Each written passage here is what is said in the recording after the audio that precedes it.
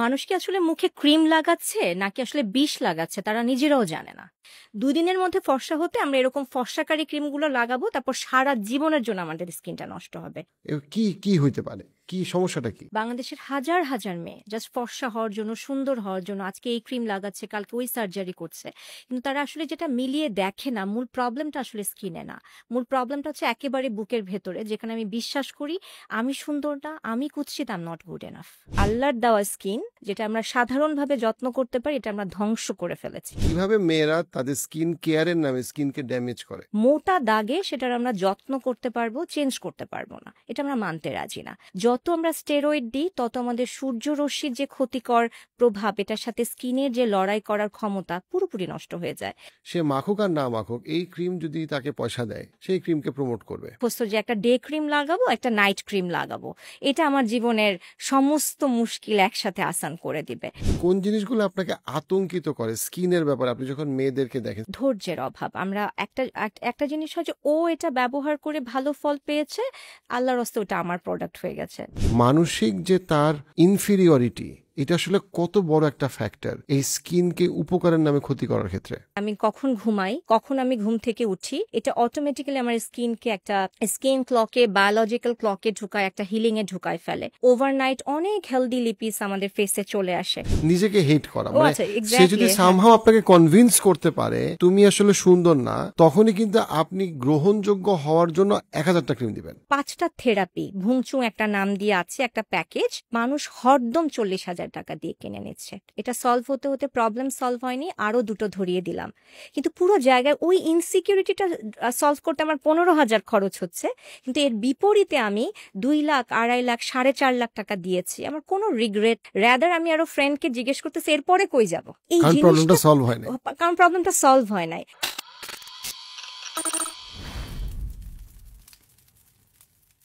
আসসালামু আলাইকুম ভাবি, কেমন আছেন? আলহামদুলিল্লাহ ভালো আছি, আপনি ভালো আছেন? ভাবি doctor Sushma Reza, consultant dermatologist, সেরিন স্কিনের, আজকে আমাকে ফর্সা করে দিবে। তো আমি এখানে বিভিন্ন রকম ক্রিম টিম ভাবির পরামর্শ এখানে দেখা যাচ্ছে যে আমার পরামর্শ না, একটা পুরো মিথ্যা কথা। মূল কথা হচ্ছে যে অনেক কিছু নিয়ে বসছি, এখন আমি কিভাবে ফর্সা হবো বলেন? আচ্ছা, আপনার ফর্সা হওয়ার ভূত মাথায় চাপলো কেন? ভূত তো আমার না, ভূত তো সারা বাংলাদেশের মানুষের। সারা বাংলাদেশের এই ভূতের জন্যই আমাদের স্কিন গুলো, আল্লাহর দেওয়া স্কিন যেটা আমরা সাধারণভাবে যত্ন করতে পারি, এটা আমরা ধ্বংস করে ফেলেছি। আপনি কি আসলে জেনুইনলি যখন আপনারা ক্লিনিক্যালি কাজ করেন, আপনারা কি দেখেন যে অনেক পেশেন্ট আসছে যারা আসলে স্কিনের যত্ন নেওয়ার জন্য লক্ষ লক্ষ টাকা খরচ করছে দেশের বাইরে, এবং আসলে পুরো স্কিনটা আসলে ড্যামেজ হয়েছে? অ্যাবসলিউটলি, হর হামেশা। কিরকম, মানে আমাকে জাস্ট এক্সাম্পল দেন যে কিভাবে মেয়েরা তাদের স্কিন কেয়ারের নামে স্কিনকে ড্যামেজ করে। স্কিন কেয়ারের নামে কি আমাদের এই সাউথ এশিয়ান এই পুরো জোনটাতে তো আমরা সবাই জানি যে আমাদের ফর্সা স্কিনের উপর একটা বাড়তি ফ্যাসিনেশন আছে। সো আমরা মেনে নিতেই রাজি না যে আল্লাহ আমাদেরকে বিভিন্ন রকম স্কিন কালার দিয়ে দুনিয়াতে পাঠিয়েছেন, মোটা দাগে সেটার আমরা যত্ন করতে পারবো, চেঞ্জ করতে পারবো না, এটা আমরা মানতে রাজি না। সো আমরা না অনেকগুলো, আমি কি বলবো, সোশ্যাল ক্লাস অনুযায়ী আমরা আসলে পেশেন্ট প্রেজেন্টেশন দেখি।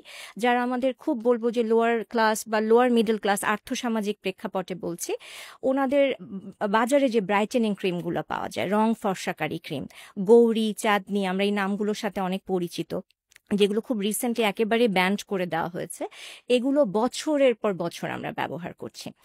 আর এই ওখানে আমরা এক ধরনের প্রবলেমগুলো পাই। আর যারা আমাদের আপার ক্লাস এই যে গ্রুপটা আছে, সেখানে আমরা স্কিন কেয়ার প্রোডাক্টের আমি বলবো অপব্যবহার, যেটা প্রয়োজন নাই সেটা ব্যবহার করা, যে প্রসিডিওরে ঢোকার দরকার নাই সেগুলো করে ফেলানো, এগুলো রিলেটেড যত ধরনের স্কিন ড্যামেজ, যেটা আমরা হর হামেশা দেখি। আর আমি যদি ব্রাইটেনিং ক্রিমটা নিয়ে বলি, সাধারণত হয় কি, যেগুলো বাজারে রং ফর্সা করবে বা দাগ সারাবে হিসেবে বিক্রি হয়, এটার ভেতরে কিন্তু বেশিরভাগ ক্ষেত্রে প্যাকেজিংয়ে লেখা থাকে না ভেতরে কি আছে। তাই ব্রাইটেনিং ক্রিমগুলোর ড্যামেজ অনেকগুলো উপাদানের মাধ্যমে হয়। তার মধ্যে সবচেয়ে কমন হচ্ছে যেটাকে আমরা হাইড্রোকুইনন বলি, যেমন আমাদের বাংলাদেশে আপ টু 4% পর্যন্ত লাইসেন্সড, তাও দীর্ঘ সময়ের জন্য না, বড়জোর 3 মাসের জন্য বা 2 মাসের জন্য। কিন্তু এটাই ধরেন আমি যদি যদি 10% করে দেই, 20% করে দেই, পেশেন্ট 1 বছর না 10 বছর ধরে মাখছে। স্টেরয়েড আর একটা জিনিস, যা কিছুতে আপনি স্টেরয়েড দেন স্কিনটা চকচকে হয়ে যায়, শাইন করে প্রথম প্রথম, কিন্তু কিছু দিন পরে দেখবেন লালচে হচ্ছে, ব্লাড ভেসেল যেগুলো তন্তুর মতো ভেসে উঠছে, যেটাকে আমরা টেলেনজেকটেশিয়া বলছি, এটা আমরা খুবই কমনলি পাই। যত আমরা স্টেরয়েড দিই তত আমাদের সূর্যরশ্মির যে ক্ষতিকর প্রভাব, এটার সাথে স্কিনের যে লড়াই করার ক্ষমতা পুরোপুরি নষ্ট হয়ে যায়। তো তাতে হয় কি, একটা সময় আমরা কি দেখতাম, আমাদের দাদি নানিদের স্কিন দেখতাম, ওরা কিন্তু এত কিছু মাখতো না, ওরা জাস্ট যত্ন করতো ওদের এক্সিস্টিং যে স্কিনটাকে আছে, নেচারকে ওরা রেসপেক্ট করতো। সেই জায়গায় আমরা রিপ্লেস করে এত কিছু এনেছি, কিন্তু এখন কি আমরা এজিংকে আটকাতে পেরেছি? বরং এখন যেটা আমরা দেখি যে এই প্রোডাক্টগুলোর কারণে এজিং প্রসেস ত্বরান্বিত হয়েছে। কারণ এজিং এর একটা বড় কারণ হচ্ছে স্কিন ড্যামেজ হলে সান প্রোটেকশনের ক্ষমতাটা চলে যাওয়া। তাই এখন আমরা দেখি এত হেভি মেকআপ, এত স্কিন কেয়ারের পরেও আমাদের মেয়েদের 21, 22, 30-এর মধ্যে ফাইন লাইন চলে আসছে, স্কিনটা রুক্ষ হয়ে আসছে, আনইভেন আছে, এবং আমরা আমরা হন্যে হয়ে আছি। একটা প্রোডাক্ট শেষও হচ্ছে না বটলটা, আমরা আরেকটা এক্সপেরিমেন্টে চলে যাচ্ছি। এবং বিউটি ব্লগার যারা আছে, ডার্মাটোলজিস্ট, আমরা আমরা আসলে অনেক কথা সোসাইটিতে বলতেও পারি না, কারণ আমাদের ক্লিনিক্যাল ডার্মাটোলজিতে আমরা 4000 রোগ নিয়ে ব্যস্ত, যেগুলো আমরা ডেইলি চেম্বারে দেখি।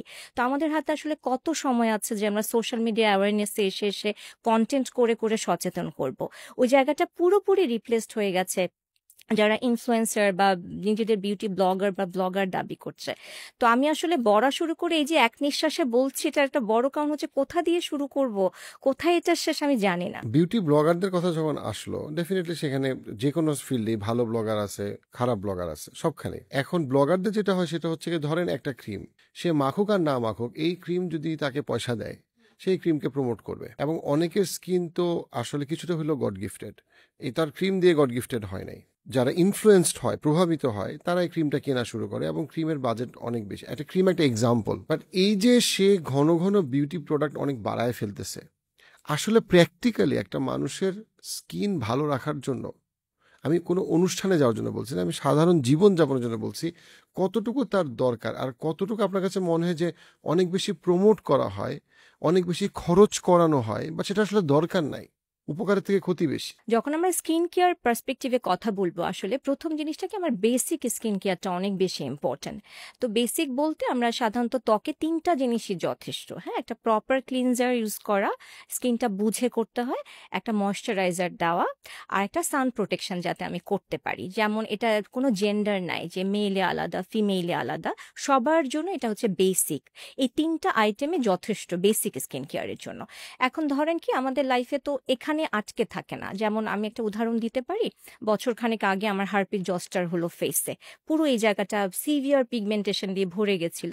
তো ওই সময় তার মানে এখন আমার ট্রিটমেন্ট পারপাসে দরকার, তখন আমরা সেরাম আমি যেরকম ইউজ করলাম, সেক্ষেত্রে অনেক ধরনের অ্যাক্টিভ আছে, নায়াসিনামাইড, আলফারবিটেন, ভিটামিন সি, যেগুলোকে আমরা টার্গেটেড প্রোডাক্ট বলি, স্কিন কেয়ারে হেল্প করে, স্কিনের রিজুভিনেশনে হেল্প করে, এবং পার্টিকুলার প্রবলেম সলভ করে। যেমন নায়াসিনামাইড, এটা একটা প্রোডাক্ট যেটা আমরা দাগ তুলতে ব্যবহার করি।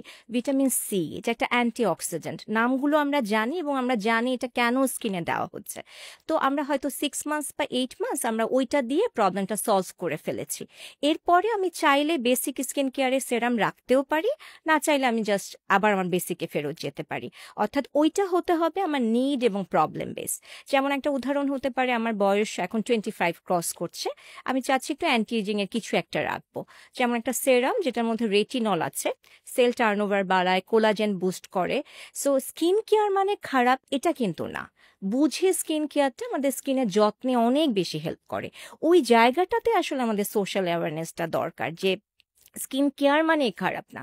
কিন্তু আমাদের যেটা প্রবলেম হচ্ছে সেটা হচ্ছে যে, ধরেন কোরিয়ান, আমরা শিখছি যে 16 স্টেপের স্কিন কেয়ার, 12 স্টেপের স্কিন কেয়ার, 7 স্টেপের স্কিন কেয়ার। এটা কোথা থেকে আসলো, কতটুকু বিজ্ঞানসম্মত, আসলে প্রয়োজন আছে কিনা, এইটা আমরা যাচাই করছি না। যে জায়গাটাতে আমরা, যারা ভালো বিউটি ব্লগার, তারা কিন্তু এগুলো নিয়ে কোয়েশ্চেন করেন। সবাই যে স্রোতে গা ভাসান তা না, কিন্তু এই জিনিসগুলো হয় কি, সাধারণ মানুষ, মেয়েদের আসলে প্রবলেম, আমি স্পেসিফিক মেয়ে উল্লেখ করে বলছি, যে আমরা খুব কুইক সমাধান চাই। যেমন আমার দাগটা হলো, আমি যদি স্কিনের সায়েন্স না বুঝি, এটাকে আমাকে 6 to 8 মান্থ সময় দিয়ে ডিল করতে হবে। কিন্তু আমরা চাই কি একটা প্রোডাক্ট যেটা ম্যাজিকের মতো কাজ করবে, এখনই আসবে এবং এটা 3 দিনের মধ্যে আমি দেখছি চকচক করছে, 6 দিনের মধ্যে ভালো লাগছে, 1 মাসের মধ্যে ভালো হচ্ছে। যে কোনো প্রোডাক্ট যদি এরকম ম্যাজিক্যাল কাজ করে, এটা প্রথম সায়েন্স হচ্ছে এটা আপনার স্কিনের জন্য ভালো না। This is not how skin works. আমাদের স্কিন একটা অসাধারণ, আমি বলবো, অর্গ্যান, যেটা নিয়ে আমাদের কোনো ধারণাই নাই। এবং আমি যত অ্যাজ আ ডার্মাটোলজিস্ট স্কিন নিয়ে যখন আমার জার্নিটা শুরু হয়, এটার সায়েন্স ইটসেলফ, মানে আল্লাহ কত বড়, মানে সৃষ্টিকর্তার পয়েন্ট অফ ভিউ থেকে যদি চিন্তা করি, যেখানে অসাধারণ সব জিনিস আছে, যেটা প্রাকৃতিকভাবে ক্ষমতা আছে নিজে বহু কিছুর বিরুদ্ধে লড়াই করার। যেমন আমাদের স্কিনে যেটা হয়, স্কিনটা একটা বিল্ডিং এর মতো, এখানে অনেকগুলো লেয়ার আছে। 21 দিন পর পর বা 28 দিন পর পর মরা চামড়ার মতো একটা লেয়ার উপর থেকে চলে যায়। ধরেন অনেক সময় হয় না যে আমরা এখানে ব্যথা পেয়েছি, একটু কালো দাগ হয়েছে, কেন এই কালো দাগটা আপনা আপনি 6 মাস পরে ফেড আউট হয়ে যায়? কারণ ওই যে উপর থেকে একটা একটা করে সাপের খোলসের মতো লেয়ার আমি মাসে মাসে হারিয়েছি। তো আস্তে আস্তে কিন্তু দাগটা চলে যাচ্ছে, তার মানে আমার স্কিন আমাকে নিজেই সাপোর্ট করছে। তাহলে আমাদের ভূমিকাটা কি হতে পারে স্কিন কেয়ারের পার্ট হিসেবে? ওটাকে একটু অগমেন্ট করা যায় কিনা, একটু ত্বরান্বিত করা যায় কিনা, ওই জায়গায় কোন কোন টার্গেটের জিনিস আসতে পারে যেটা এটাকে আরেকটু সলভ করতে পারে, ওই বোঝাটা অনেক বেশি ইম্পর্ট্যান্ট। হ্যাঁ, এবং ওইটাতে আমাদের সমাজে আসলে কোনো সচেতনতা নাই। আপনি দেখবেন যে আমরা এভাবে শিখে অভ্যস্ত যে একটা ডে ক্রিম লাগাবো, একটা নাইট ক্রিম লাগাবো, এটা আমার জীবনের সমস্ত মুশকিল একসাথে আসান করে দিবে। বাট এই যে যে পুরো আইডিয়া থেকে কিন্তু আমরা এখন মডার্ন যে ডার্মাটোলজিতে আমরা সম্পূর্ণ সরে এসেছি। আমরা আগে বেসিকটা মেনটেন করি, তারপর আমরা টার্গেটেড স্কিন কেয়ার করি। টার্গেটেড মানে তোমার স্কিনের এখন কি দরকার। এখন আমার স্কিনে কোনোই দাগ নাই, কোনো এই ধরনের প্রবলেম নাই, কিন্তু আমি 2টো পাওয়ারফুল অ্যাক্টিভ রুটিনে রেখে দিলাম অপ্রয়োজনীয়। তো কিন্তু আপনি যখন একটা অপ্রয়োজনীয় জিনিস স্কিনে দিবেন, স্কিন ডিফারেন্টলি প্রসেস করবে, তার ওয়ার্কলোড বাড়বে, তার সাধারণভাবে হিলিং এর যেই প্রক্রিয়াটা আছে সেটা ব্যাহত হবে। ওই জায়গাটা আমাদের আন্ডারস্ট্যান্ডিংটা দরকার। আপনি যখন একজন ক্লিনিক্যাল ডার্মাটোলজিস্ট হিসেবে ফেসবুক ইনস্টাগ্রামে ঘুরে বেড়ান এবং আপনি দেখেন যে এটা তো একটা $1 ট্রিলিয়ন বিজনেস এবং সবাই তার প্রোডাক্ট বিক্রি করতে চায় এবং তাদের মধ্যে কিছু সৎ মানুষ আছে, অনেকে অসৎ মানুষ আছে, কোন জিনিসগুলো আপনাকে আতঙ্কিত করে স্কিনের ব্যাপারে? আপনি যখন মেয়েদেরকে দেখেন, স্পেশালি মেয়েদের কথা আমি বলতেছি, যে তারা তাদের স্কিনের ব্যাপারে অনেক সচেতন বা যত্নশীল হইতে গিয়ে তারা নানা জিনিস কিনতেছে, বেচতেছে, কথা বলতেছে, যেগুলা পিওরলি পয়সা নষ্ট, আনসাইন্টিফিক এবং অনেক ক্ষেত্রে ক্ষতিকর। এটার মধ্যে তো আসলে আমি যেটা 1 নাম্বার পয়েন্ট বলবো সেটা হচ্ছে কি, যে ধৈর্যের অভাব। আমরা একটা জিনিস হয় যে ও এটা ব্যবহার করে ভালো ফল পেয়েছে, আল্লাহর হস্তে ওটা আমার প্রোডাক্ট হয়ে গেছে, মানে ও ভালো ফল পেয়েছে। স্কিনটা তো এরকম করে কাজ করে না। একটু আগে আমরা কিন্তু এটা আমাদের আলোচনায় আসছিল যে একটা মানুষের, ধরেন আপনি একটা সুন্দর একটা স্কিন দেখছেন, এটা শুধু স্কিন কেয়ারের কারিশমা না, আসলে এখানে জেনেটিক্স অনেক ইম্পর্ট্যান্ট একটা ব্যাপার। এবং একটা সেম প্রোডাক্ট আপনি যদি মাখেন, আপনার ক্ষেত্রে এটা একভাবে কাজ করবে, এটা আমার ক্ষেত্রে একভাবে কাজ করবে। তো এখানে ওই আন্ডারস্ট্যান্ডিংটা আসলে আমাদের পেশেন্টদের একেবারেই, মানে মোটামুটি থাকেই না। এবং আমি এখানে না শুধুমাত্র একটা, তো এখানে 2টো ভাগ আছে কিন্তু। একটা হচ্ছে আমাদের স্কিন কেয়ার প্রোডাক্ট, যেটার মধ্যে face wash, moisturiser, sunblock, all sorts of serum, এগুলো আছে। আরেকটা হচ্ছে কালার কসমেটিক্স। সো আমি এই পার্টটাকে বলতে পারি, যেটা যদি আমরা ওয়াইজলি প্লেস করতে পারি, আমাদের স্কিন যথেষ্ট ভালো করা সম্ভব। কারণ আমাদের তো কাজই এটা। অনেক সাধারণত হয় কি, এই যে বিউটি ইন্ডাস্ট্রি যখন স্কিনটাকে ড্যামেজ করে দেয় একটা ব্রাইটেনিং ক্রিম, এটা তো আমরাই আবার হিল করছি through treatment using all this items, এটা হেল্পফুল। কিন্তু যখন আমরা কালার্ড কসমেটিক্স বলছি, এগুলোর কিন্তু ক্ষতি নিয়ে আমরা কথাই বলি না। আইশ্যাডো লাগাচ্ছি, এই জায়গাটা আমরা ব্লাশ দিচ্ছি, ওটার মধ্যে কি প্রোডাক্ট আছে, মার্কারি কতটুকুন আছে, হেভি মেটাল আছে নাকি, কার্সিনোজেন আছে কিনা, আমাদের কিন্তু এগুলো নিয়ে কোনো আন্ডারস্ট্যান্ডিং নাই। তাই আমার কাছে মনে হয় ড্যামেজ কোনটাতে বেশি হয়, স্কিন কেয়ার প্রোডাক্টের ওভার ইউজের কারণে ড্যামেজ বেশি হয়। এদিকে কালার কসমেটিক্সের, আমি বলবো কালার কসমেটিক্স আমি কিছু সময়ের জন্য মাঝে মাঝে ঠিক আছে, কিন্তু এমন যদি হয় যে আমি স্টেপ আউটই করতে পারছি না বাড়ি থেকে, দেন ইটস আ ডিজাস্টার। ওই ইনসিকিউরিটি নিয়ে আমরা কেউ কথা বলছি না। এবং বছর পর বছর আমরা যে কালার কসমেটিক্স গুলো দিচ্ছি, এটা আমার এজিং প্রসেসকে ত্বরান্বিত করে। একটু যদি আমরা বিউটিফিকেশনে পার্টিকুলারলি ব্লাশ এবং কালারের দিকে যদি যাই, এটা খুবই কমন। এখন তো আগে একটা সময় ছিল যে মানুষ শুধু দাওয়াতের জন্য যাইতো, বছরে 5টা দাওয়াত থাকতো। এখন তো যারা রেগুলার টিকটক ভিডিও করে, ইনস্টাগ্রাম করে, রেগুলার সেলফি তুলতেছে, একদিকে সে ফোনের ফিল্টার ইউজ করে, আরেকদিকে কিন্তু সে তার স্কিনেরও ফিল্টার ইউজ করে, কারণ সে কৃত্রিমভাবে তার স্কিনের কালার চেঞ্জ করে, সিগনিফিকেন্টলি চেঞ্জ করে। এবং বেশিরভাগ মানুষ তো আসলে খুব মানে উপাদান দেখে লাগায় না, সে জাস্ট দেখে যে ও অমুক ভাবি লাগাইছে, বেশ ফর্সা লাগতেছে বা ইত্যাদি সামথিং। এটা আসলে ধরেন লাগাইলো, সমস্যাটা কোথায়? আমি প্রতি বছরে প্রায় বেশিরভাগ দিন, 365 দিনের মধ্যে 200 দিন লাগাইলাম, কি কি হইতে পারে? কি সমস্যাটা কি? আমরা না যখন কালার কসমেটিক্স এর ব্যাপারে যেটা হয় কি, আমরা আমাদের স্কিনটাকে একটা ডোর ম্যাট চিন্তা করি। আমরা মনে করি এটা একটা পাপোশ। হ্যাঁ, ওই পাপোশের ভিতরে আমি 10টা লেয়ার দিব। পাপোশের কাজ হচ্ছে জাস্ট এখানে ধরে রাখা এটাকে। বাট আমরা একটু আগে যেটা বলার চেষ্টা করছিলাম, স্কিনের আলাদা সেল আছে যেগুলো প্রত্যেকটা ডিফারেন্টলি কাজ করে। স্কিন নিঃশ্বাস নেয়, স্কিনের নিজস্ব ব্লাড সাপ্লাই আছে, স্কিনের নিজস্ব নার্ভ সাপ্লাই আছে। আপনি যে প্রোডাক্টগুলো দিচ্ছেন এটা শুধু আপনার স্কিনের আপার লেয়ারে বসে থাকবে না, ওভার দ্য টাইম এগুলো প্রত্যেকটা আপনার ব্লাড ভেসেল দিয়ে হলেও আপনার ইন্টারনাল একটা অ্যাবজর্পশন আছে, যেটা আপনার ব্লাড লেভেলেও পর্যন্ত এই প্রোডাক্টগুলোর মাত্রাকে বাড়িয়ে দিতে পারে। এখন আমরা এটা কি দিয়ে মাপবো? মাপার তো আসলে আমাদের কোনো ব্যবস্থা টোটালি নাই। এখন হয় কি, ডার্মাটোলজিস্ট হিসেবে স্কিন কেয়ারের এই যে বাকি যে জিনিসগুলো নিয়ে আমরা প্রথমে কথা বলছিলাম, এটা নিয়ে আমাদের বেশি কাজ করা হয়। কিন্তু আমাদের এই যে এই পার্টটা কালার কসমেটিক্স, এটা নিয়ে তো আমাদের ফার্স্ট হ্যান্ড এক্সপেরিয়েন্স নাই। যে আমরা তো কোনো রোগীকে বলি না যে এটা লাগাও, মাস্কারা এটা দাও এটা দাও।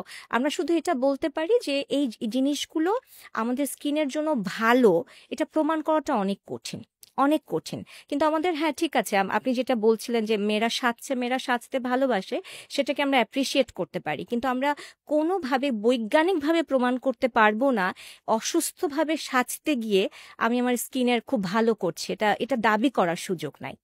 এটাই জাস্ট আমার স্ট্যান্ড হচ্ছে ওই জায়গাটাতে এরকম। কোন কোন স্কিন প্রোডাক্টগুলো ভুলভাবে ব্যবহার করার জন্য স্কিনের আসলে মারাত্মক ক্ষতি হয়? আমরা যদি তিনটা ভুল বলি, যে 3টা ভুলের কারণে স্কিনের মারাত্মক ক্ষতি হয়, এবং কিন্তু এটা আনফরচুনেটলি খুব প্রচলিত। আমার আমার 3টা ভুলের মধ্যে প্রথম ভুলটা আমি যেটা বলবো সেটা হচ্ছে যে আল্লাহর দুনিয়ার সব কিছুতে ফোকাস করা কিন্তু বেসিক স্কিন কেয়ারকে নেগলেক্ট করা। এটা হচ্ছে 1 নাম্বার। 2 নাম্বার হচ্ছে যে কোনো ব্রাইটেনিং ক্রিমে অনেক বেশি ফোকাস করা, যেটা আমি শুরুর থেকে সাইড এফেক্টসগুলো বলছিলাম। 3 নাম্বারটা যেটা আমি এখন অনেক বেশি দেখছি সেটা হচ্ছে ওভার এক্সফোলিয়েট করা। এটা আমি একটু ভেঙে বলতে চাই।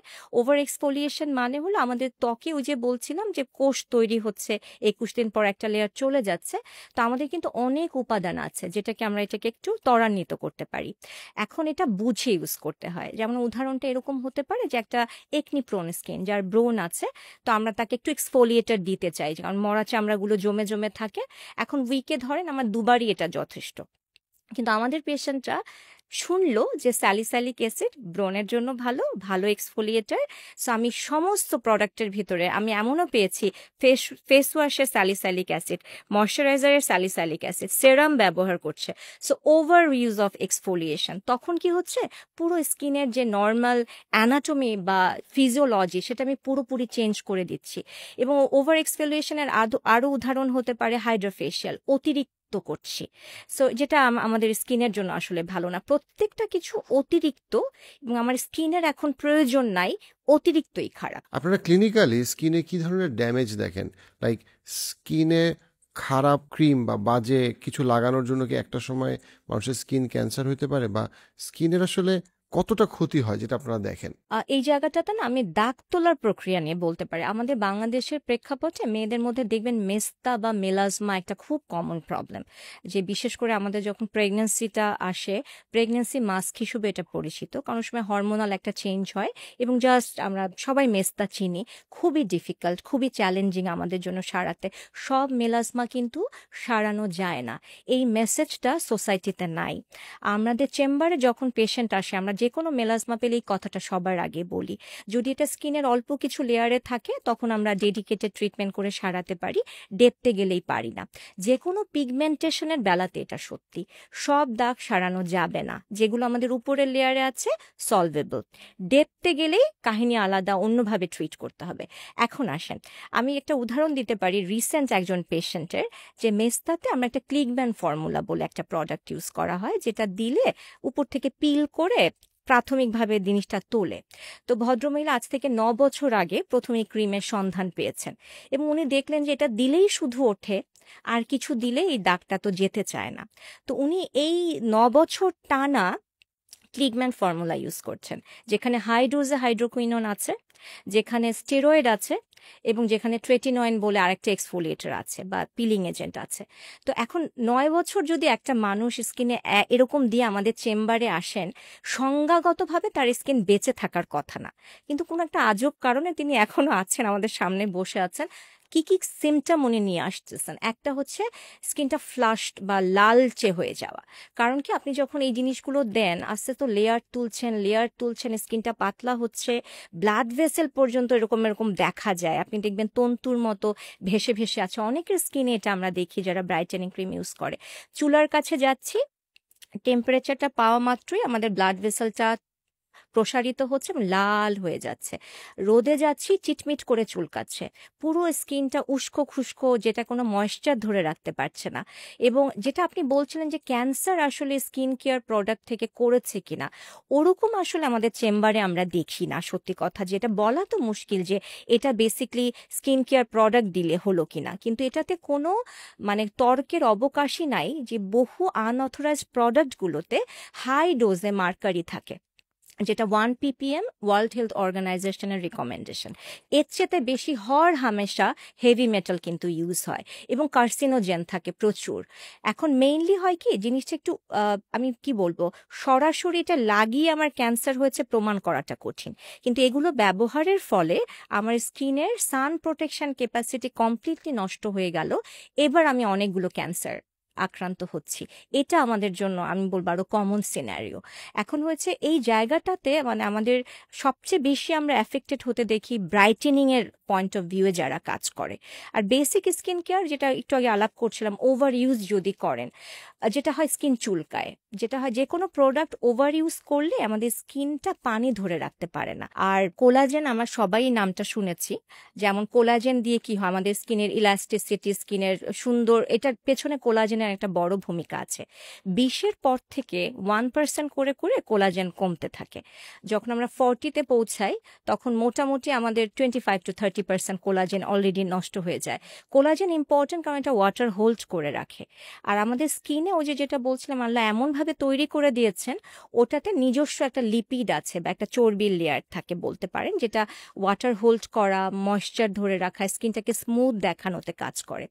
যে কোনো কিছু যখন আপনি ওভার ইউজ করেন তখন স্কিন সবার আগে পানি ধরে রাখার ক্ষমতাটা হারায় ফেলে, এবং স্কিনটা আপনি পানি যদি কোনো স্কিন ধরে রাখতে না পারে এটা এমনি চুলকাবে, আপনার অন্য কোনো কিচ্ছু দরকার নাই। জাস্ট তখন দেখা যায় কি আমরা অনেক ক্ষেত্রে জাস্ট ওয়াটার লসটাকে প্রিভেন্ট করে দিলেই এটা সলভ হয়ে যায়। এখানে একটা ইন্টারেস্টিং মিথ আছে, আমরা অনেক সময় বলি কি যে পানি বেশি খেলে স্কিন ভালো থাকে, হুইচ ইজ নট ট্রু। ব্যাপারটা এরকম না যে আমি পানি গপ গপ করে খাচ্ছি এটা আমার ওয়াটার লেভেল স্কিনে বাড়ায়। ওভারঅল স্কিন আমাদের সেলের হাইড্রেশনের জন্য পানি ভালো, কিন্তু এই পানিটা আসলে আমাকে যখন আমি হারাই ফেলবো তখন এটা সলভ করতে হবে, বাইরে থেকে একটা ময়েশ্চারাইজার দিতে হবে এবং ইনার যে ওয়াটার লেয়ার এটাকে সারফেসে টেনে আনতে হবে। তাই ওই প্রোডাক্টগুলো তখন আমাদের ট্রিটমেন্ট পারপাসে চলে আসে। তাই এটা এক কথা যদি বলি একটা খুবই জটিল পরিস্থিতি, সাধারণ মানুষের জন্য তো এত ডিটেইলে জিনিসগুলো বুঝতে পারার কথা না। তাই মোটা দাগে প্রত্যেকটা জিনিসে আমাদের কাছে একটা প্রমিস মনে হয় যে আচ্ছা ট্রাই করে দেখি, কিন্তু আমরা ইনভ্যারিয়েবলি স্কিনটাকে ড্যামেজড হতে দেখছি। আর এগুলো সব কিছুর এন্ড রেজাল্ট হচ্ছে প্রিম্যাচিওর এজিং, অর্থাৎ আপনি বাকি যা যা আমরা বললাম এটা আসলে কোন দিকে আমাকে নিচ্ছে। আমার যে স্কিনটা 30-এর দিকে আমার স্ট্রং আস্তে আস্তে আমরা ফাইন লাইন্সগুলো দেখি, কিন্তু এখন আপনারা দেখবেন যে 21, 22, 23, 24-এর ফিমেলদের এই জায়গাগুলোতে বলিরেখাগুলো প্রমিনেন্ট। রেস্টিং ফেজ, যেমন আমার বয়স যদি 40 হয়, রেস্টিংয়ে আমি ফাইন লাইন দেখবো, ফারো ফারো আছে কপালে, এটা নর্মাল। কিন্তু হোয়াট ইফ এটা এটা এটা কেমন হয় যদি এটা 25-এ চলে আসে? তার মানে তখন কিন্তু ওভার ইউজ অফ প্রোডাক্টের কারণেই আমি এই পুরো পুলটাকে রেডি করলাম, ওভার ইউজ করো, দেন তুমি আমার perfect client for botox and fillers and others. So এই ইন্ডাস্ট্রিটা, বিউটি ইন্ডাস্ট্রিটা ব্লেসিং হতে পারে যদি আমরা এখান থেকে প্রপারলি যেটুকু আমার দরকার সেটা বুঝে আমি নিতে পারি, নতুবা এটা অ্যাবসলিউটলি একটা ডিজাস্টার হতে পারে। কারণ এখানে এন্ড অফ দ্য ডে কি হচ্ছে, একটা ফলস হোপ বিক্রি করা হয় না, যে আমি তোমাকে বেস্ট একটা একটা কিছু দিব। তো এই প্রমিসটা তো আসলে মিথ্যা, কারণ আমার জেনেটিক্স আমার সাথে থাকতে হবে, আমার বয়সের একটা ক্লক যেটাকে আমরা বলি সেটাকে আমার রেসপেক্ট করে করে আগাতে হবে। তো সত্যি কথা কি, এখানে একটা ফাইন লাইন আছে। আমরা একটুখানি এক্সট্রাও এখানে খুবই রিস্কি, কিন্তু এটা আমরা বিশ্বাস করাতে পারি না। আমাদের 15 বছরের মেয়েটা আমরা বিশ্বাস করাতে পারি না, যারা টিকটকে আছে, আমরা ইনস্টাগ্রামে আছে। আমার কাছে মনে হয় যে ওদেরকে ইনফ্লুয়েন্স করার যে ক্ষমতা আমার কাছে, আমার নিজেরও মনে হয় এটা আমারও নাই। ওই জায়গাটা একটু এমফাসাইজ করতে চাই যে এখন একটা মেয়ে আজকে থেকে এক প্রজন্ম আগে যত টাকা খরচ করতো স্কিন কেয়ারে, এখন তার থেকে অনেক ক্ষেত্রে 4 গুণ বেশি করতেছে। তাও সে তার নিজেকে সুন্দরী মনে করে না, তাও সে মনে করে তার সার্জারির দরকার, তার নাকটা ঠিক নাই, চোখটা ঠিক নাই, ঠোঁটটা ঠিক নাই, সে বদলাইতে চায়। কারণ সে তাকে ওই ডার্মাটো সার্জারি তাকে বলছে আপনি ওই সার্জারি করেন, ওই ক্রিম লাগান, ওইটা লাগান, মানে শরীরের এই জায়গায় এই ক্রিম লাগান, ওই জায়গায় ওই ক্রিম লাগান অ্যান্ড সো অন। বাট সব কিছুর পরেও দিনের শেষে এখানে তো একটা সাইকোলজিক্যাল ফ্যাক্টর আছে যে সে নিজেকে হেট করে, তার তার নিজেকে ভালো লাগে না, সে নিজেকে নিয়ে প্রাউড না। সে যতই নারীবাদ পুরুষবাদ যাই বলুন না কেন, সব কিছুর পরে তার নিজেকে নিজের আগলি মনে হয়। কারণ তার যদি তার নিজেকে আগলি মনে না হইতো সে এতগুলো টাকা খরচ করে নিজেকে বদলানোর চেষ্টা কেন করতেছে? সো আপনি যখন ইভেন অ্যাজ এ ডার্মাটোলজিস্ট আপনি যখন কাজ করেন এবং দেখেন এবং আপনি কেসগুলোকে দেখেন, আপনার কাছে কতটুকু মনে হয় যে আসলে এইখানে মানসিক যে তার ইনফিরিয়রিটি, এটা আসলে কত বড় একটা ফ্যাক্টর এই স্কিনকে উপকারের নামে ক্ষতি করার ক্ষেত্রে? আমি না মাঝে মাঝে আমাদের চেম্বারে, স্পেশালি তো আমরা প্রচুর একনি পেশেন্ট আমাদের ডিল করতে হয়, যাদের আমাদের চেম্বারে আসলে আমরা খুব সাধারণ ব্রণগুলো পাই না, যে ব্রণগুলো অনেক কমপ্লিকেটেড, দাগ ব্রণ, মানে গর্ত হয়ে গেছে, খুবই সিভিয়ার। সো আমার একটা অবজারভেশন হচ্ছে ডার্মাটোলজি আর সাইকিয়াট্রি হাত ধরাধরি করে চলে। কারণ আমি এভাবে উদাহরণটা রাখতে পারি, যেমন ধরেন অনেক ক্রনিক ডিজিজের নাম আপনারা শুনেন, সোরিয়াসিস, পেমফিগাস ভালগারিস। এসব পেশেন্টদের যে পরিমাণ সাইকোলজিক্যালি তারা খারাপ অবস্থাতে থাকেন, তাদের daily quality of life improve মানে খারাপ হয়ে যায়, সে জায়গাটাতে সাইকিয়াট্রির একটা অনেক বড় রোল আছে।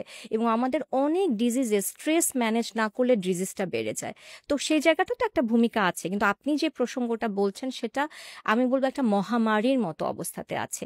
এখন আমি এই জায়গাটা দুভাবে আনতে পারি, একটা হলো আমার একটা ডিজিজ হয়েছে, ব্রণ আছে, আমি দেখছি গর্ত হয়ে গেছে, এই জায়গাটায় কিন্তু আমার ডিপ্রেশনটা খুবই নর্মাল। এটাকে আমি কখনোই আমি বলবো না যে কেন তোমার ডিপ্রেশন হবে, কারণ এটা ডিপ্রেশন না হলেই অ্যাবনর্মাল। তাই এই জায়গাটাতে আমরা বলছি, আমরা মেনে নিচ্ছি। কিন্তু প্রশ্নটা হচ্ছে, সুন্দর একটা মানুষ, গায়ের রঙও সাদা, স্কিনে কোনো প্রবলেম নাই, কিন্তু এই মানুষটা যখন স্টেপ আউট করতে পারছে না, আমি বলবো ওই পার্টটা প্রবলেম। এই পার্টটা তো টু বি ফ্র্যাঙ্কলি অনেস্টলি আমার চেম্বারে তো ওকে আমি পাই না। ওকে তো আমি আমার চেম্বারে পাই না, ওকে হচ্ছে আমি ইনস্টাগ্রামে দেখে আন্দাজ করি যে আজকে সেটা, কালকে সেটা, পরশু সেটা, কিছুই স্যাটিসফাইড করছে না। আজকে আমি ফিলার করে এসেছি, কালকে আমি বোটক্স প্রমোট করছি, যেটা আসলে আমার দরকার আছে কিনা আমি জিজ্ঞেসও করছি না, আমি জানতেও চাচ্ছি না। আসলে এই পার্সেন্টেজটা তো আমার patient end of the day না, ডার্মাটোলজিস্টের কেউ কি, আসলে খুব কম মানুষ আমি দেখি যারা আমাদের কাছে এসে বলেন যে আমার স্কিনের কিছুই নাই, বাট আমি একটা প্রপার বুঝে একটা কিছু করতে চাই। এটা তো আমরা কম পাই। আমরা পাই কোনটা, যেটা জেনুইনলি একটা প্রবলেম হয়েছে, ওর তো ডিপ্রেশনটাকে আমাকে অ্যাপ্রিসিয়েট করতেই হবে যে নর্মাল। আমরা যখন সুস্থ করে দিচ্ছি তখন তার ভালো লাগছে যে আচ্ছা দাগটা গেল, প্রবলেমটা সলভ হলো। তাই আমার চেম্বারের এক্সপেরিয়েন্স আমি যদি বলি, তাহলে এই ডিপ্রেশনটা আমি কাছাকাছি দেখি না। কিন্তু আমাকে একজন ডক্টর হিসেবে, মানুষ হিসেবে, মা হিসেবে, নারী হিসেবে যদি বলেন, তাহলে আমি বলবো এই পুরো ইন্ডাস্ট্রিটার বেজই হচ্ছে ইনসিকিউরিটি। কারণ আপনাকে যদি আমি ইনসিকিউর করতে পারি, অথবা আপনার মধ্যে আমি একটা ফিয়ার ঢুকাতে পারি, যেমন একটা উদাহরণ আমি দেই, আপনি দেখবেন সানব্লক। আমি অ্যাজ আ ডার্মাটোলজিস্ট আমি খুব মানে আমি অস্বীকার করব না যে সানব্লক একটা খুবই প্রয়োজনীয় একটা উপাদান। এখন আমাকে একটু বুঝায় বলেন যে সানব্লকটা আসছে কবে, পৃথিবীর বুকে আসছে কবে? তার আগ পর্যন্ত তো আমাদের দাদি নানিদের একটা ফ্ললেস স্কিন আপনি দেখছেন, রোদে বের হলে এভাবে করে ঘোমটা দিয়েছি, ছাতা দিয়েছি, যা দিয়ে মুখ ঢেকেছি, মানে আমরা ফিজিক্যাল ব্যারিয়ারে ফোকাস করেছি। কোনো সায়েন্স আমাদের বলে দেয় না যে এটা ঢাকো, আমরা বুঝেছি এটা ঢাকা দরকার। কিন্তু এখন দেখেন কত জাতের সানব্লক, কিন্তু যারা ওভার ইউজ অফ মেকআপ করে, আপনি যদি তাদের মেকআপ ছাড়া দেখেন কয়টা স্কিন আপনি ভালো দেখেন। আমি যদি আরো এটাকে একটু খুলে দেই, যে আমরা অনেক অ্যাক্ট্রেস যাদেরকে ফ্ললেস ভাবে এয়ার ব্রাশ বিউটি হিসেবে বিলবোর্ডে দেখি, ক্যামেরা মানে আমাদের টেলিভিশনে দেখি, তাদের কতজনের স্কিন উইদাউট মেকআপ আমরা দেখেছি এবং আমরা অ্যাপ্রিসিয়েট করতে পারবো বা স্কিনটা তো বেশ ভালো।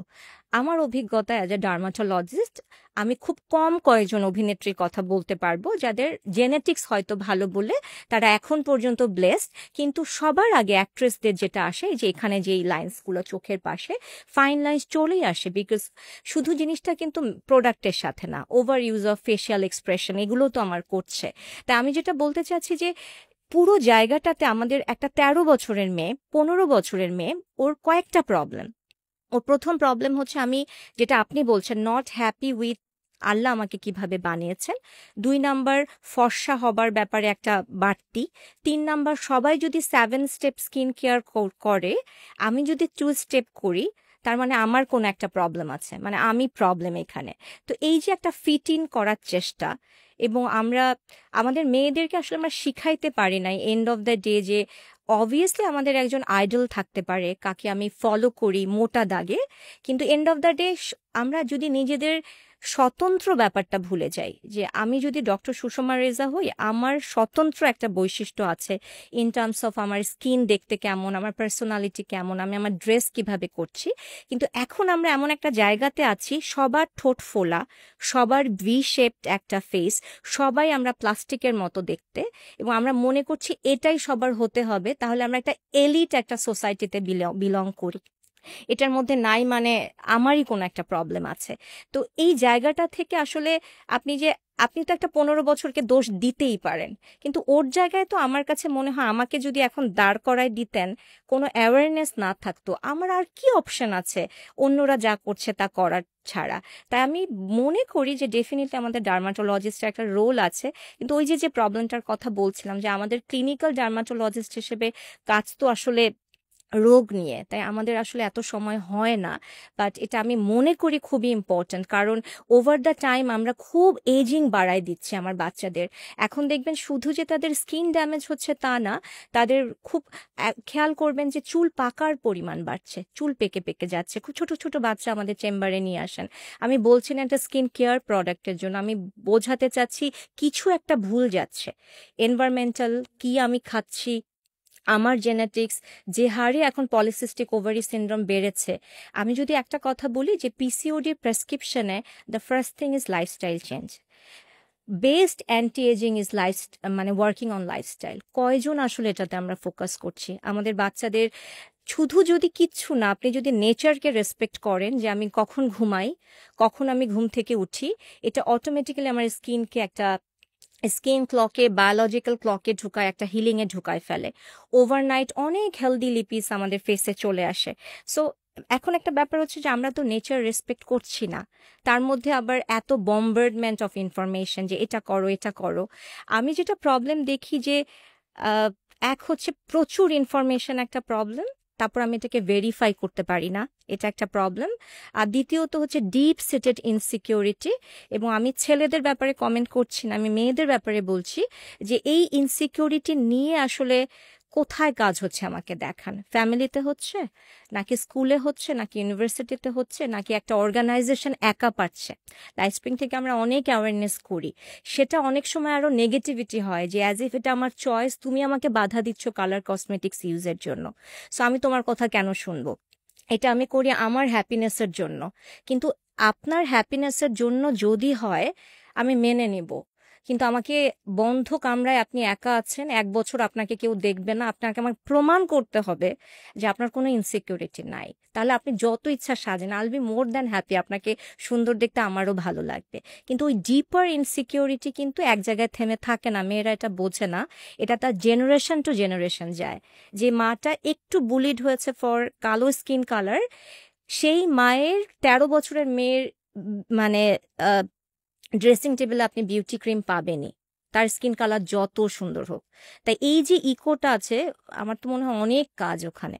তো আমি কিন্তু জানি না খুব যে কাজটা ইন্টারেস্টিং ভাগ যে করবো। মানে এখানে আমি আমি যেটা অবজার্ভ করি যে সেলফ লাভের বা সেলফ কেয়ার ইন্ডাস্ট্রি, যেটা এখন একটা বিশাল ইন্ডাস্ট্রি, তাদের আসলে বেসিসটা হচ্ছে গিয়ে আপনাকে কনভিন্স করা you are not too good self enough. Hate. হ্যাঁ, টু সেলফ হেট, মানে ইন দ্য সেন্স দ্যাট নিজেকে হেট করা। ও মানে আচ্ছা, সে যদি এক্স্যাক্টলি, হ্যাঁ। সামহাও আপনাকে কনভিন্স করতে পারে যে তুমি আসলে সুন্দর না, তুমি আসলে ঘৃণিত, তুমি আসলে তুচ্ছ, তখনই কিন্তু আপনি গ্রহণযোগ্য হওয়ার জন্য 1000টা ক্রিম দিবেন। বাট আপনি যদি সামহাও আসলেই কনভিন্সড হইতেন যে না, হ্যাঁ আমি আলহামদুলিল্লাহ, আমি ভালো, আমি সুন্দর, আমি আমি ভালো আছি, দেন অটোমেটিক্যালি আপনি কন্টেন্ট। সো আপনার এই যে কন্টেন্ট, মানে মানে সন্তুষ্টি যে আমি ভালো আছি, এইটার থেকে সরানোটা হইল গিয়ে তাদের প্রোডাক্ট সেল করার একটা পূর্ব শর্ত। এবং এই জিনিসটা আমার কাছে মনে হয় সোসাইটিতে যথেষ্ট মেসেজিং নাই। এখান থেকে যেটা চলে আসে সেটা হচ্ছে গিয়ে যে সার্জারি। সো আপনার এই পয়েন্টটাতে যারা আমি একটা পয়েন্ট অ্যাড করতে পারি, একটা অবজারভেশন বলি। যেমন ধরেন, একটা মানুষ যদি আমি ধরেন ইনসিকিউর, হ্যাঁ, তো অথবা আমার কনফিডেন্স লেভেল নিজের ব্যাপারে অনেক কম, তাহলে আমার একটা হেল্প লাগবে। তো ডেফিনেট একটা সাইকিয়াট্রিক অ্যান্ড সাইকোলজিক্যাল। আমাদের অনেকের কিন্তু দেখবেন অ্যানোরেক্সিয়া নার্ভোসা থাকে, আমরা ওয়েট লসের জন্য কত কিছু করছি, বা অনেকের বডি নিয়ে একটা আমার এটা ঠিক নাই, এটা ঠিক নাই। সো একটা কিন্তু সাইকিয়াট্রিক হেল্প দরকার না? আমি ধরে নিলাম যে আপনাদের 1 ঘন্টা সেশন যদি কেউ নেয়, তাতে 5টা সেশন নিলে তার বড়জোর 15,000 টাকা খরচ হচ্ছে এই টোটাল মেসটাকে সলভ করতে। কিন্তু এইটার বিপরীতে যদি আমরা আমাদেরকে প্লেস করি, ডার্মাটোলজি কিন্তু ডিজিজগুলো এত এক্সপেন্সিভ না ট্রিট করা, কিন্তু এই যে বিউটিফিকেশনের যে জার্নিটা, এটা ফিলদি এক্সপেন্সিভ এক কথায় যদি আপনি বলেন। তো আমরা যেটা হচ্ছে যে আমাদের পেশেন্টরা জায়গার উপরে, আপনি বিভিন্ন জায়গায় দেখবেন যেটা আমরা সেরিন স্কিনে কখনো করি না। যেমন একটা ব্রোন না সলভ হলে আমরা কখনো অ্যাস্থেটিকে ফোকাস করি না। কিন্তু ধরেন আমরা অনেক জায়গাতে দেখি যে 5টা থেরাপি, ভুংচুং একটা নাম দিয়ে আছে একটা প্যাকেজ, মানুষ হরদম 40,000 টাকা দিয়ে কিনে নিচ্ছে। এটা সলভ হতে হতে প্রবলেম সলভ হয়নি, আরো 2টো ধরিয়ে দিলাম। কিন্তু পুরো জায়গায় ওই ইনসিকিউরিটিটা সলভ করতে আমার 15,000 খরচ হচ্ছে, কিন্তু এর বিপরীতে আমি 2 লাখ, 2.5 লাখ, 4.5 লাখ টাকা দিয়েছি, আমার কোনো রিগ্রেট নাই, প্রবলেম নাই। র্যাদার আমি আরো ফ্রেন্ডকে জিজ্ঞেস করতেছি এরপরে কই যাব। সো এই কারণ জিনিসটা, প্রবলেমটা সলভ হয় নাই। কারণ প্রবলেমটা সলভ হয় নাই। তো এইখানে আসলে আমাদের একটা মেজর একটা, আমি আমি সবসময় মনে করি এটা, দেখেন আয়নার সামনে তো আপনারই আপনার চোখের উপর দিকে তাকিয়ে কথা বলতে হবে। সে জায়গায় আপনি জানেন আমার ইনসিকিউরিটি আছে কিনা। থাকলে আপনার কারো কাছে প্রমাণও করা লাগবে না, সোশ্যাল মিডিয়া স্ট্যাটাসও দেওয়া লাগবে না। আপনার কাজ হচ্ছে এটাকে হিল করা। এটা খুবই জরুরি একটা কাজ। তার মানে এই না যে আমি বলছি আপনি জীবনে আপনি তো অবশ্যই স্কিন কেয়ার করবেন, আমি তো বলছি এটার ভালো দিক আছে। তার মানে আমি বলছি না আপনি জীবনে কালার কসমেটিক্সে যাবেন না। কিন্তু এটা প্রবলেম কিনা, এটা এই ইকোটা আপনি শুনতে পান কিনা ইজ ইম্পর্টেন্ট। এখন সেলফ লাভ লাভ বলে আমরা যেটাকে নিচ্ছি, আপনি যেটা বললেন ডিপ সিটেড, এটা রুটেও কিন্তু সেলফ হেট্রেড দিয়ে শুরু। যে তুমি আগে বোঝায় যে তুই আসলে তোরে ভালোবাসোস না, তারপর দেখাচ্ছি যে ভালোবাসবি কিভাবে, এবার 2টা এটা কর, 5টা এটা কর, তোর সেলফ লাভ বাড়বে। But which is not true. সার্জারির দিকে যদি একটু যাই, যে সার্জারির কনসেপ্টটা, ডার্মাটো সার্জারির কনসেপ্টটা, আমরা যখন আমরা টিনেজার, আমরা সবসময় জানতাম, বা তার আগের জেনারেশন, যে এটা হচ্ছে একটা অসুস্থ মানুষ ডার্মাটো সার্জারি করবে, মানে এরকমই আইডিয়াটা ছিল। বাট এখন কসমেটিক সার্জারির দিকে যদি আমরা তাকাই, সেটা পুরোটা হচ্ছে বিউটিফিকেশন। মানুষ তার নাক, ঠোঁটের ক্ষেত্রে তো অনেক বেশি কমন যে তারা ঠোঁট চেঞ্জ করতে চায়, নাক চেঞ্জ করতে চায়, এবং আরও অনেক অঙ্গ প্রত্যঙ্গ চেঞ্জ করতে চায়। এটা যে একটা ফেনোমেনাল, কি বলবো, ক্রাইসিস হয়ে গেছে। এইটার ব্যাপারে আপনি অ্যাজ আ ডার্মাটোলজিস্ট আপনারা কীভাবে জিনিসটাকে দেখেন? কতভাবে, কত নামে আসলে মানুষকে ভুয়া সার্জারি টেবিলে ফেলা হচ্ছে? আচ্ছা, এই জায়গাটা না আমার কাছে মানে একটু ক্লিয়ারিফিকেশনের দরকার আছে। একটা হলো কি যে আমরা প্লাস্টিক সার্জন বা প্লাস্টিক সার্জারি, এটা কিন্তু ডিফারেন্ট একটা একটা আমি বলবো একটা ডিসিপ্লিন, রাইট? তো ওই জায়গাটাতে আপনাদের এই যে আমরা ইনভেসিভ যা কিছু দেখি, যেমন আমরা রাইনোপ্লাস্টি হতে দেখি যে নোজ আমরা চেঞ্জ করে ফেলছি, বা লিপে একটা সার্জারি হয়ে চেঞ্জ হচ্ছে, এটা কিন্তু অ্যাবসলুটলি একটা প্লাস্টিক সার্জনের কাজ বা ওই ফ্যাকাল্টির। আমি নিজেও একজন ডার্মাটো সার্জন। আমার ডার্মাটো সার্জারি বলতে আমরা ওই জিনিসগুলো মিন করি না। আমাদের most of the procedures are non invasive, minimally invasive, এগুলো দিয়ে আমরা যে প্রবলেমগুলো সলভ করি। আরেকটা অংশ হচ্ছে অ্যাস্থেটিক ডার্মাটোলজিস্ট, যারা মূলত এই যে আমাদের ফিলারের নাম শুনলাম, বোটক শুনলাম, ইদানিং আপনারা যে ভি শেপ দেখেন, থ্রেড লিফটিং নামগুলো শুনেছেন, এইটা আসলে আমাদের অ্যাস্থেটিক ডার্মাটোলজিস্টদের আন্ডারে। এখানে একটা প্যাথেটিক ব্যাপার হয়েছে, বাংলাদেশে এটার কোনো রেগুলেটরি বোর্ড নাই। যারা আমরা যেমন আমি একজন ডার্মাটোলজিস্ট, আমি এমডি করলাম বিএমইউ থেকে, বাংলাদেশ মেডিকেল ইউনিভার্সিটি থেকে। তো আমার আমার ট্রেনিং এর পার্ট হিসেবে ক্লিনিক্যাল ডার্মাটোলজি থাকবে, অ্যাস্থেটিকের কিছু কাজ আপনি শিখবেন, অ্যান্ড অলসো ডার্মাটো সার্জারি শিখবেন। কিন্তু পরবর্তীতে সুপার স্পেশালাইজেশন হিসেবে আপনি অ্যাস্থেটিকের অ্যাডভান্স জিনিস, লেজার টেজার, এগুলো শিখবেন। এখন আমরা যেটা মার্কেটে দেখি সেটা হলো, যদি আপনার টাকা থাকে এবং আপনার একটা এমবিবিএস ডিগ্রি থাকে, তাইলে আপনি অ্যাস্থেটিক ডার্মাটোলজিস্ট। আপনার জেনারেশনাল ওয়েলথে 7 কোটি আমি বলবো একটা স্ট্যান্ডার্ড মোটামুটি কিছু জিনিস দিয়ে শুরু করার জন্য বেশ ভালো একটা ইনভেস্টমেন্ট, আপনি শুরুও করতে পারবেন। এবং আপনি দেখবেন বেশিরভাগ ক্ষেত্রে এখন এই ট্রেনটাই বেশিরভাগ সেন্টারে চলে। এখন একজন এমবিবিএস ডক্টর কাজটা করতে পারেন কিনা, বাংলাদেশের লাইসেন্স অনুযায়ী অ্যান্সারটা হচ্ছে হ্যাঁ। কিন্তু এটা আর আরেকজন যিনি পোস্ট গ্র্যাজুয়েশন করেছেন এইটার বিষয়ের উপরে, সুপার স্পেশালাইজ করেছেন, দুটো মানুষের মানে product and delivery of service কি কখনো এক হবে? এক তো না। যেটা হয়, ভুঁইফোরের মতো যে লেজার সেন্টার হচ্ছে, অ্যাস্থেটিক সেন্টারগুলো হচ্ছে, যেগুলো আমাদের এমবিবিএস ডক্টরদেরকে মিস ইউজ করছে। জাস্ট একটা 6 মাসের ডিপ্লোমা এটা দিয়ে তাদেরকে একটা অ্যাস্থেটিক ডার্মাটোলজিস্ট বানিয়ে দিচ্ছে, যেটা হওয়া উচিত না। এবং আমাদের আন্ডারে আসলে আপনি যেই ক্রাইসিসটার কথা বললেন, এগুলো অন্যভাবে হচ্ছে। যেমন ফিলার করতে গেলে অ্যাক্সিডেন্ট হচ্ছে, বোটক্সে সাইড এফেক্ট করছে, যা ইচ্ছা তাইভাবে লেজার হচ্ছে, স্কিন ড্যামেজ হচ্ছে। পেশেন্টরা লেজারের মতো একটা উপকারী জিনিসকে ভয় পেতে শুরু করেছে এই মিস হ্যান্ডেলিং এর জন্য। আমাদের হাতে আসলে ড্যামেজটা এতটুকুন হচ্ছে। আর আপনি যেটা আসলেন সেটা মূলত অ্যাক্ট্রেস, মডেলস, তাদের যে ইন্ডাস্ট্রিটা, সেটা পুরোপুরি প্লাস্টিক সার্জনদের আন্ডারে। ওখানে তো আমাদের নোজ জব বলেন, বা আমাদের লিপের অগমেন্টেশন, ব্রাজিলিয়ান বাট লিফট বলেন, ব্রেস্ট অগমেন্টেশন, এগুলো সব আসলে ওই জায়গাটাতে গিয়ে পড়ছে। আমাদের আসলে ওখানে আমাদের বড়সড় কিছু আমাদের রোল নাই আসলে। মানে আপনারা কখনো দেখেন না যে ওই সার্জারিতে কেউ একজন দিনের শেষে তার লুকস ইমপ্রুভ করতে গিয়ে 12টা বাজায়, তারপরে আপনাদের কাছে আসে? এখন একটা ব্যাপার হচ্ছে কি, সেটা তো আপনারা টেলিভিশনেই দেখেন। আমি যদি আপনাদেরকে উদাহরণ দিই, আমি কোনো অ্যাক্ট্রেসের নাম নিব না, আপনি জাস্ট উনার যখন এসবের মধ্যে উনি ঢোকেন নাই, সেই সময় তার চেহারার নমনীয়তা, তার চেহারাটা দেখতে যে একটা মানুষের সৌন্দর্য ছিল। আপনি কি বহু অ্যাক্ট্রেসের উদাহরণ দিতে পারেন? আপনি অবশ্যই পারেন। যেটা আপনি দেখছেন এখন নাই, দেখছেন এটা কমপ্লিটলি চলে গেছে। কিন্তু এখানে একটা ইম্পর্টেন্ট জিনিস আছে, উনাদের কাছে যে জিনিসটা দেখিয়ে কাজগুলো করা হয়েছে, তারা তো দেখছে যে আমি এটাই চেয়েছি, এটাই আমার এখন আছে। উনি তো কখনো ভাববেন না যে এটা আমার জন্য একটা প্রবলেম। আপনি দেখে মনে করছেন লিপটা এত কেন আনইউজুয়ালি বড় হবে, একটা ব্রেস্ট অগমেন্টেশন এরকম কেন হবে, বা আদার, এটা আপনার অ্যাবনর্মাল মনে হচ্ছে, এটা তো তার অ্যাবনর্মাল মনে হচ্ছে না।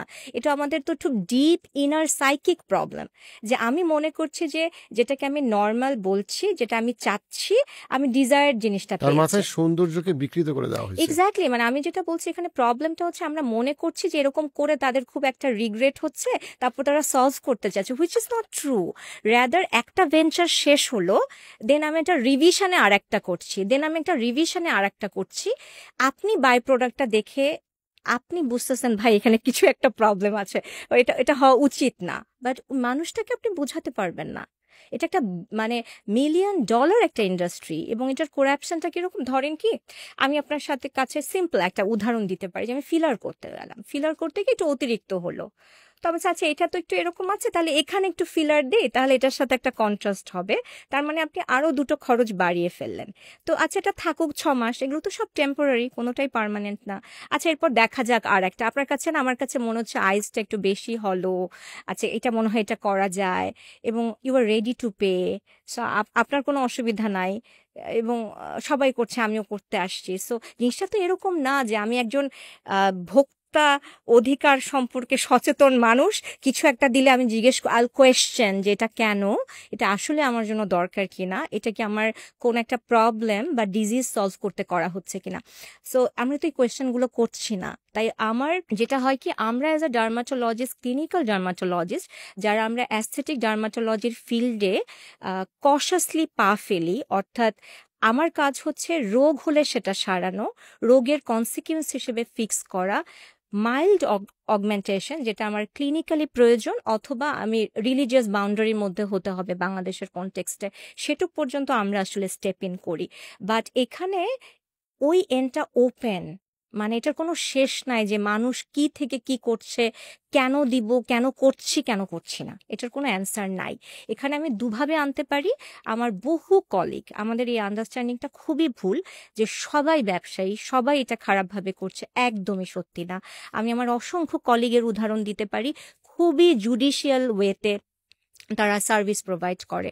আমি আমার সেন্টারের কথা বলতে পারি, আমার doctor Afroza jasmine, doctor Sylvia Chowdhury, আমার যারা কলিগ আছে, অনেক সময় হয় আমরা মনে করি একটা একনিস কার আমার 6টা লাগবে, আমি বলে দিলাম, 5টায় যদি শেষ হয়ে যায় দে জাস্ট স্টেপ ব্যাক, মানে ব্যাপারটা এরকম যে না হলে আমরা জাস্ট সরে আসছি। কিন্তু এরকম বহু ডক্টর আছেন, করছেন, কিন্তু ওনারা না আসলে বেশিরভাগই ক্যামেরার সামনের মানুষ না, বেশিরভাগই তারা, আর এই আমাদের ডার্মাটোলজিস্টদের, একজন ডার্মাটোলজিস্ট নিজের টাকায় 10 কোটি টাকা আয় করে একটা সেন্টার করেছে, এটা তো একটা বেশ কঠিন একটা কাজ সেলফ ফাইন্যান্সে। তাই এই ইন্ডাস্ট্রিতে না তারাই লাউড যাদের কাছে টাকাটা আছে, শুনতে যত নোংরা শোনাক, এবং তাদের একটা এলিট পেশেন্ট গ্রুপই হচ্ছে যারা নিজেদের ভালোবাসে না, যারা ফ্রাস্ট্রেটেড। আমি এটা জেনারেলাইজ করছি না, আমি চাই না এটাকে খুব পার্সোনালাইজ কেউ করুক। এটার মধ্যে একটা গ্রুপ অবশ্যই আছে যাদের নিড আছে, তারা নিজ দায়িত্বে, আমি যে জেনারেলাইজ কমেন্টটা করলাম এখান থেকে নিজেদের সরাই নেবেন, কিন্তু এটা একটা রূঢ় সত্য যেটা শুনতে ভালো শোনায় না। আমরা যদি একটু ব্রনের দিকে একটু কনসেন্ট্রেট করি, ব্রন নিয়ে অনেক মেয়ে সাফার করে, ছেলেরাও সাফার করে। তো এবং ব্রনের ট্রিটমেন্ট করতে গিয়ে দেখা যায় সমস্যাটাকে অনেক সময় বিভিন্ন রকম ছোট ছোট থেরাপির কথা বলা হয়, যে থেরাপিগুলো কতটুকু উপকারী আমরা জানি না। সো ব্রনের আসলে একটা ভালো ট্রিটমেন্ট প্ল্যান কি? এটা খুবই খুবই জরুরি একটা প্রশ্ন। আমি এই কথাটা কেন জরুরি মনে করি সেটা আগে একটু ক্লিয়ার করি। এত সাধারণ একটা রোগ আমরা মনে করে নেই ব্রণ, কিন্তু যে কোনো ডার্মাটোলজিস্টের আমি বলবো ভীষণ চ্যালেঞ্জিং। আমরা সাধারণ ব্রণের কথা বলছি না, অসাধারণ ব্রণ আসলে কোনগুলো, যেগুলো বিশাল বিশাল নডুলোসিস্টিক, আপনি দেখছেন র হয়ে আছে, ইনফেক্টেড, প্রচুর দাগ করে ফেলেছে, ছিদ্র ছিদ্র করে ফেলেছে। সো আমাদের বয়ঃসন্ধিতে ব্রণ হবেই হরমোনাল বাউন্সের জন্য। ছেলেদের কিন্তু ব্রণ আরো বেশি হয় টেস্টোস্টেরনের জন্য। এখন কাহিনী হচ্ছে যে ঠিক আছে বাবা, তোমার এখন ট্রিটমেন্ট লাগবে না, কখন লাগবে না, অত গর্ত টর্ত কিছু করে নাই, আসছে যাচ্ছে, এটা সেটেল হয়ে যাবে। যদি দেখি গর্ত করছে, নটোরিয়াস, আমাকে অবশ্যই ট্রিটমেন্টে আসতে হবে। ব্রোন ট্রিটমেন্টে ম্যাজিক বলে কিচ্ছু নাই। ব্রোন ট্রিটমেন্টে আমার স্কিনটাকে আমি টানা 1 বছর আসলে হিলিং এর মধ্যে নেওয়া উচিত। হ্যাঁ, আমাদের ব্রোনের এখানে অনেকগুলো ভুল ধারণা আছে যে ব্রোন ট্রিটমেন্ট করতে অ্যান্টিবায়োটিকের ব্যবহার হয়। মানুষ অ্যান্টিবায়োটিক খেতে হবে এই চিন্তায় ডাক্তারের কাছে যায় না, যে গেলে তো আমার অ্যান্টিবায়োটিক দিবে। মানুষ যেটা বোঝেন না সেটা হচ্ছে, এটা বিজ্ঞানী আবিষ্কার করেছে যে যক্ষা এবং ব্রণ দুটো কন্ডিশন লম্বা সময় অ্যান্টিবায়োটিকের প্রয়োজন আছে। জুডিশিয়াল ইউজ অফ অ্যান্টিবায়োটিক হলে এখানে রেজিস্ট্যান্স বা অন্য ভয়ের আশঙ্কা নাই, এবং অনেক সময় ব্রণ সারাতে অ্যান্টিবায়োটিক এককভাবে যথেষ্ট হয় না। যেমন একটা পেশেন্টের যদি পলিসিস্টিক ওভারি থাকে বা বিভিন্ন হরমোনাল ইস্যুস থাকতে পারে, এক একজন তো স্কিন টাইপ এক এক রকম থাকে, সিভিয়ারিটি এক এক রকম থাকে, তখন আমাদের সেকেন্ড মেডিসিনগুলো খুব ইম্পর্টেন্ট, যেমন স্পাইরোনোল্যাকটিন, আইসোট্রেটিনয়েন, ওটা বুঝে বুঝে আমাদের দিতে হবে। দাগ তোলার জন্য সেরাম থাকে, কেমিক্যাল পিলিং থাকে। আপনি যেটা আসছিলেন, যদি কেউ মুখে ব্রণ দেখে, তাদের প্রাথমিক কাজ হচ্ছে শুধু ব্রণ সারানোতে ট্রিটমেন্ট যিনি করছেন তিনি ফোকাসড কিনা এটার ব্যাপারে সচেতন থাকা। কারণ আপনি যেখানে সেখানে চলে গেলে 10 session EPN, 2 session carbon facial, 5 session chemical peeling ঝাঁপ দিয়ে সবার আগে চলে আসবে। তখন আপনার বুঝে নিতে হবে যে এটা আসলে আমার ব্রোন টার্গেট করছে না। আমি উদাহরণটা এভাবে দিতে পারি, ধরেন আমি ব্রোন ট্রিটমেন্ট ঠিক মতো সলভ করিনি, আগে আমি দাগ শুরু করলাম, দাগের ট্রিটমেন্ট অমুক তমুক, যেটা পেশেন্ট বেশি আপসেট থাকে, ও এখন আগায় গেল, দাগের 5টা হয়ে গেছে, নতুন যে আজকে ঘাপ ঘাপ করে এক গাদা বেরোলে এগুলো এখন কি করবে? তো তখন বলবে কি এটা তো হচ্ছে না, এবার আরেকটা করি, এটা তো হচ্ছে না, আরও কিছু প্রসিজিওর করি। তাই প্রসিজিওর প্রথম 6 মাস নামই নেওয়া উচিত না। আমরা এক্স্যাক্টলি সেরেম স্কিনে এই কাজটা করি। আমরা 4.5 মাস লেগে যায় একটা খুব সিভিয়ার একনিকে কুল ডাউন করতে। তারপরে আমরা ব্যাক এন্ডে একটু মেডিসিন রেখে গর্তের ট্রিটমেন্টটাতে ঢুকে যায়। সেরাম দিয়ে দাগগুলো অনেকটাই সলভ করে ফেলা যায়। আমরা যদি আসলে একটা সুস্থ স্কিনের একটা যদি রুটিন খুঁজে, একটা সুস্থ স্কিন কেয়ারের রুটিন আসলে কেমন হওয়া উচিত ফর এভরি ওয়ান, অথবা একটা রেগুলার একটা ছেলে মেয়ের জন্য? আচ্ছা, এটাকে আমরা একটা রুলস হিসেবে সেট করি সবসময়, সেটাকে আমরা 3-1 বলি। 3-1 মানে 3 আমি অলরেডি আপনাকে একদম শুরুর দিকে বলেছি। 3 মানে বেসিক 3টা আইটেম, হ্যাঁ, একটা ফেস ওয়াশ, ময়শ্চারাইজার, সানব্লক, 3 শেষ। হ্যাঁ, এখন আসেন 2, আপনি যাবেন কি যাবেন না এটা আপনি যদি নিজে বোঝেন সিদ্ধান্ত নেবেন, নতুবা একজন ডার্মাটোলজি দেখিয়ে নেবেন। 2 বলতে আমরা অনেকগুলো জিনিসকে বুঝতে পারি। 2 বলতে প্রথমে বুঝাই হলো মর্নিং অ্যাট নাইট, 2 বেলা। 2 এর একটা ব্যাখ্যা হতে পারে যে অ্যাক্টিভগুলোর কথা আমরা বলেছি, niacinamide, alpha arbutin, vitamin C, azelaic acid, need based targeted যে সেরামগুলো আমাদের বিভিন্ন প্রবলেম সারাতে লাগে। 2 এর ব্যাখ্যাটা এরকম হতে পারে যে সকালে একটা আমি অ্যাক্টিভ ইনগ্রিডিয়েন্ট রাখছি, রাতে একটা রাখছি, তাহলে এক এক মিলে 2টো প্রোডাক্ট। 2 এর আরেকটা ব্যাখ্যা হতে পারে যে আমার স্কিন যদি আরও ম্যাচিওর হয়, অনেক প্রবলেম আছে, তখন আমি সকালে 2টো সেরাম রাখতে পারি, রাতে 2টো সেরাম রাখতে পারি। তাহলে 3 মানে বেসিক স্কিন কেয়ার, 2 মানে যদি প্রয়োজন হয় আমি এখানে বিভিন্ন অ্যাক্টিভ ঢুকাতে পারবো এইভাবে করে। 1 মানে হচ্ছে উইকলি একটা এক্সফোলিয়েটার। এটা মানে কি, ওই যে আমাদের স্কিনে যে আনইভেন লেয়ার আছে ওটা তো মানে অনেক স্লো যায়, তাতে হয় কি ট্যান হলো, ধরেন আপনি কক্সবাজারে গেলেন, এই ট্যানিং যে কবে সারবে তো অনেক সময় নিয়ে নিবে, তখন একটা উইকলি এক্সফোলিয়েটার রেখে দিলে ওই যেটা আমার লেয়ারটা চলে যেত 21 দিনে সেটা একটু ত্বরান্বিত হচ্ছে। তাই এটা এখনই যাওয়া যাবে না, 3তে আগে অভ্যস্ত হতে হবে, 2 এ অভ্যস্ত হয়ে তারপরে 1। আমি যদি সাধারণ মানুষের বলি যার স্কিনে কোনো প্রবলেম নাই, দাগ নাই, কিছু নাই, আমি ছেলে আমি মেয়ে, সবার জন্য 3 আর কিচ্ছু না। পিগমেন্টেশন আছে, তাহলে আমার মতে নিজে একটু সেরাম ব্যবহার না করে একটু কাউকে দেখায় না, ওটা ভালো, যাদের এটা ব্যাপারে একটু আন্ডারস্ট্যান্ডিং আছে। থ্যাংক ইউ আপা, আপনার কাছ থেকে অনেক কিছু শিখলাম এবং আমার কাছে মনে হয় যে আপনার রং তো ফর্সা নিয়ে তো কিছুই করা হ্যাঁ, গেল তা না। আমার আর ফর্সা হওয়া হবে না। আমার কাছে মনে হয় আমার বউ মেনে নিছে যে হ্যাঁ, আমি ম্যানেজ, এরকমই থাকবো। হ্যাঁ ব্যাপারটা তো। তো বাট আমার কাছে মনে হয় ডিসকাশনটা খুবই ইম্পর্টেন্ট। থ্যাংক ইউ ভাবি, খুবই হেল্পফুল একটা ডিসকাশন। আমার কাছে মনে হয় যে স্কিন কেয়ার নিয়ে এত কোটি টাকা বা এত বড় ব্যবসার থেকে নিজের পকেট খালি করার আগে অ্যাটলিস্ট মানুষের শেখা উচিত যে জিনিসটা কি, জিনিসটা কীভাবে আদৌ ম্যানেজ করব। অ্যান্ড আমার কাছে মনে হয় যে এই ব্যাপারে আমরা হয়তো বা ফিউচারে বেসড অন কমেন্টে আমরা যে কোয়েশ্চেনগুলো পাই তারপরে হয়তো আমরা আবার একটা ডিসকাশন করতে পারি ইনশাল্লাহ। থ্যাংক ইউ আপনাকে।